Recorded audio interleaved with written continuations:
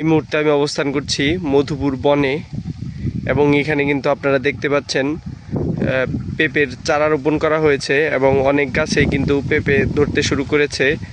মাঝখানে মাটিতে রয়েছে আনারসের চারা, ছোট ছোট আনারস। এই আনারসগুলোর বয়স যখন 11 মাস, 10 মাস 11 মাস হবে তখন কিন্তু এটা পরিপক্ক হবে। এবং মাঝখানে যে বড় বড় গাছগুলো দেখতে পাচ্ছেন এগুলো হচ্ছে রাবার গাছ। এগুলো নতুন রোপণ করা হয়েছে।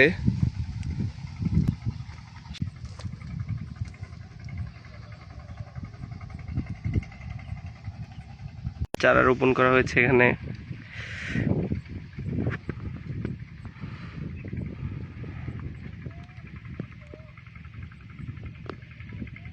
এই ছোট্ট ছোট্ট গাছগুলো সবই আনারসের চারা এবং অগণিত লাইন রয়েছে আনারসের চারার পুরো মধুপুর বাগান জুড়েই। লাউয়ের চারা রোপণ করা হয়েছে, ছোট ছোট লাউ। মাঝখানে আবারও রাবারের চারা, গাছে ছোট ছোট লাউ ধরেছে।